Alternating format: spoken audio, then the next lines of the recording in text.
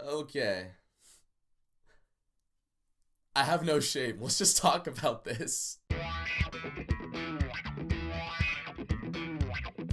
So in December, Fuller House got a season 2. Yeah! In my defense, I watched a couple episodes of Firefly last night. I'm catching up on at least one good show, and I watched Stranger Things. I ate my vegetables, guys. Let me have this junk food. Fuller House, for those of you guys that don't know, it's a show on Netflix. It got a first season in February. It's a continuation of Full House, and now we're here for season 2. So DJ, Stephanie, Kimmy, and all their family, they're all still living in the same house. Fernando has now moved into the house, and him and Kimmy are kind of back together, but kind of not, but they kind of are. And the season starts, and DJ's choosing between Steve and Matt like she was in the first season, and then Steve and Matt both have girlfriends. Oh no! It's a really cheesy and stupid show, but it harkens back to those old 80s and 90s sitcoms that were also very cheesy. It's just that Fuller House hasn't quite moved on from those like the rest of the world has. I will say that there's actually a few things in Fuller House that are genuinely kind of good. I think the chemistry between Candace Cameron, Andrea Barber, and Jodie Sweetin is actually solid. It reminds me of Danny, Jesse, and Joey when they were in Full House. When those three are together, they are fun to watch, and it's cool seeing them bounce off each other. I thought the kids in the last season were a little hit or miss, and this season they're a little more fleshed out. Jackson's voice got a lot deeper. That shocked me at the first episode. Jackson was probably the most least interesting kid for me in the last season, and this season he's still not particularly interesting, although he did have one scene. It kind of came out of nowhere. It was in one of the later episodes of the season. Without giving too much away, he's having this heart-to-heart talk with Stephanie, and then he started crying. And it's not like crying is an unheard of thing in Full House, but I just feel like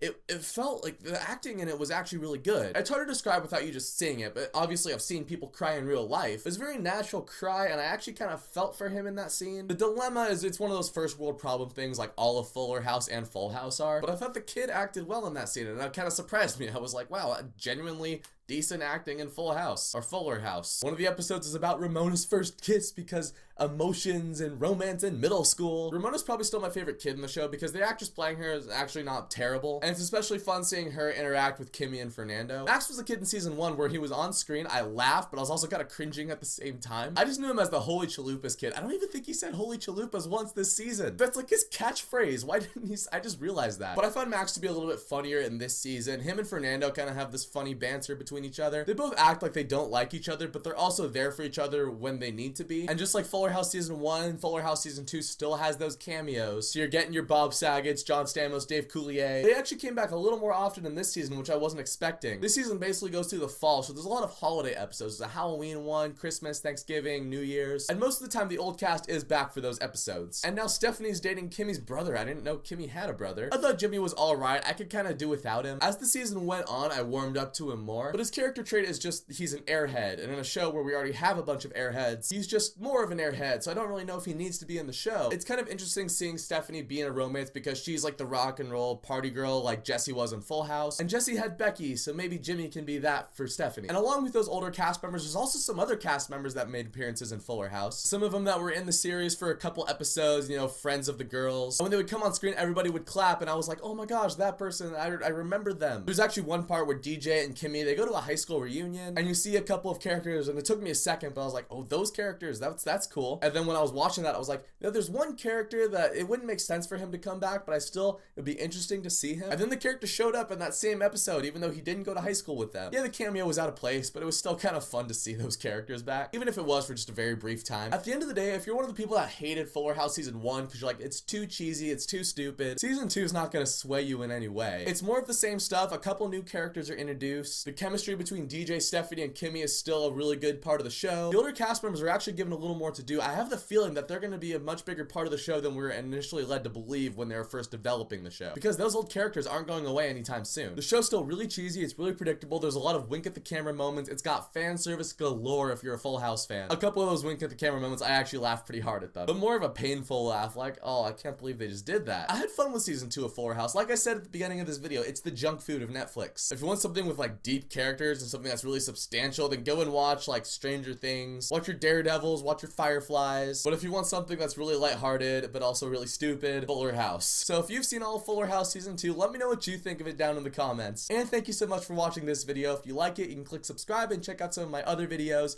and I'll catch you guys next time.